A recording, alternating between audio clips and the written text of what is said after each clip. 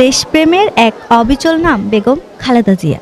তিনি কেবল একজন রাজনৈতিক নেত্রী ছিলেন না, তিনি ছিলেন গণমানুষের হৃদয়ের নেত্রী। দেশনেত্রী বেগম খালেদা জিয়ার মাগফিরাত কামনায় এক অনন্য আয়োজনের সাক্ষী হলো চট্টগ্রাম।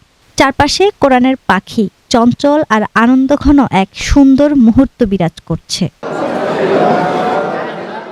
চসিক মেয়র ডাক্তার শাহাদাত হোসেনের ব্যক্তিগত উদ্যোগে আয়োজিত হয় কোরআন খতম এবং বিভিন্ন মাদ্রাসার কয়েকশো এতিম ও সুবিধাবঞ্চিত শিশুদের মাঝে খাবার বিতরণ।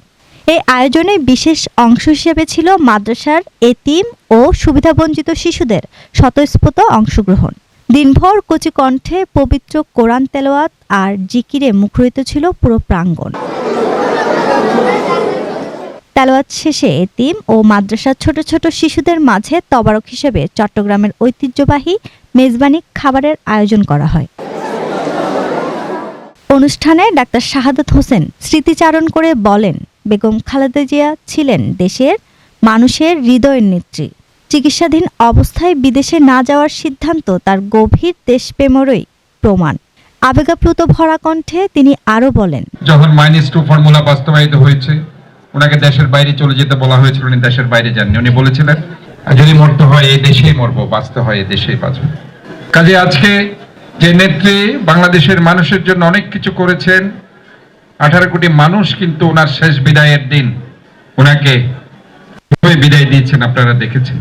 পৃথিবীর ইতিহাসের সর্ববৃহৎ জানাজা মহান রব্বুল আলামিন ওনাকে যে সম্মান দিয়ে গেছেন, সেই সম্মানের আলোকে আমরা আজকে এই ছোট্ট ছোট্ট বাচ্চারা এখানে আছে, এতিম বাচ্চারা, দুস্থরা, ফকির মিসকিনরা এখানে আছে, আমার আলেম ওলামাগণ এখানে আছে। আসুন আমরা মহান রব্বুল আলামিনের কাছে দোয়া চাই, কায়েমুন বাক্যে মহান রব্বুল আলামিন আমাদের সবার প্রিয় প্রয়াত দেশনেত্রী বেগম খালেদা জিয়াকে জান্নাতুল ফেরদৌস নসিব করুন।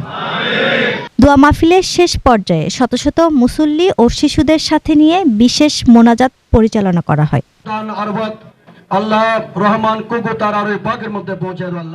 এ সময় সবার কণ্ঠে ধ্বনিত হয় নেত্রীর জন্য জান্নাতুল ফেরদৌস কামনার প্রার্থনা।